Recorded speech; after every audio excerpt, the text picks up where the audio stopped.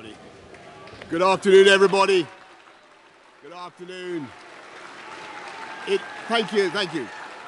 It is clearly now the will of the Parliamentary Conservative Party that there should be a new leader of that party and therefore a new Prime Minister. And I've agreed with Sir Graham Brady, the chairman of our backbench MPs, that the process of choosing that new leader should begin now. And the timetable will be announced next week. And I've today appointed a cabinet to serve, as I will, until a new leader is in place.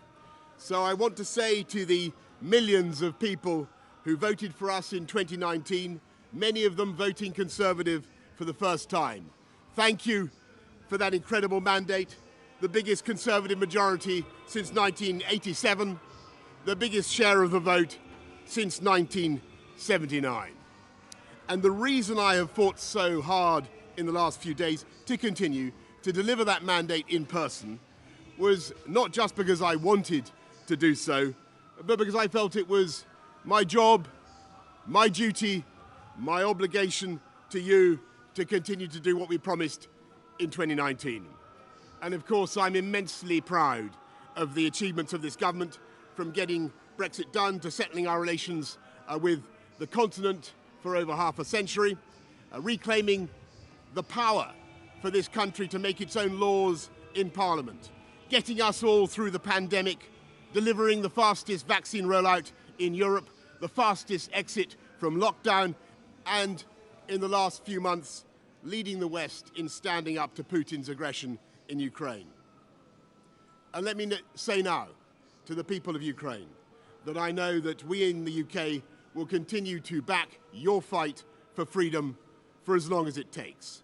And at the same time, in this country, we've been pushing forward a vast programme of investment in infrastructure and skills and technology, the biggest in a century, because if I have one insight into human beings, it is that genius and talent and enthusiasm and imagination are evenly distributed throughout the population, but opportunity is not. And that's why we must keep levelling up, keep unleashing the potential of every part of the United Kingdom.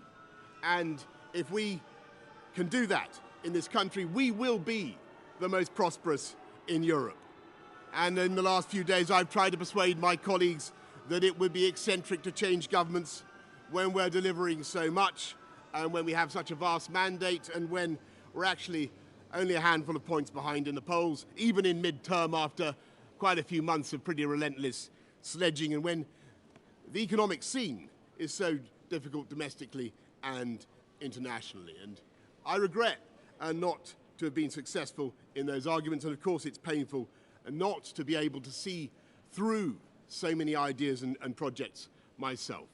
But as we've seen at Westminster, the herd instinct is powerful. When the herd moves, it moves. And my friends, in politics, no one is remotely indispensable. And our brilliant and Darwinian system will produce another leader equally committed to taking this country forward through tough times, not just helping families to get through it, but changing and improving the way we do things, cutting burdens on businesses and families, and yes, cutting taxes, because that is the way to generate the growth and the income we need to pay for great public services. And to that new leader, I say, whoever he or she may be, I say I will give you as much support as I can. And to you, the British public, I know that there will be many people who are relieved, and perhaps quite a few who will also be disappointed. And I want you to know how sad I am to be giving up the best job in the world. But them's the breaks.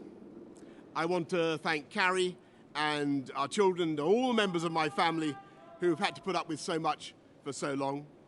I want to thank the peerless British civil service for all the help and support that you have given our police, our emergency services, and of course our fantastic NHS, who at critical moment helped to extend my own period in office, as well as our armed services and our agencies that are so admired around the world, and our indefatigable Conservative Party members and supporters, whose selfless campaigning makes our democracy possible.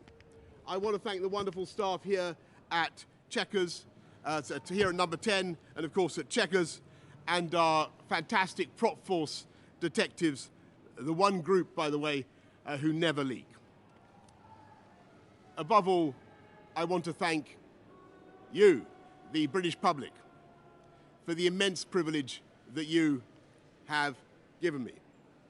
And I want you to know that from now on until the new Prime Minister is in place, your interests will be served and the government of the country will be carried on. Being Prime Minister is an education in itself. I've travelled to every part of the United Kingdom, and in addition to the beauty of our natural world, I found so many people possessed of such boundless British originality and so willing to tackle old problems in new ways that I know that even if things can sometimes seem dark now, our future together is golden. Thank you all very much. Thank you.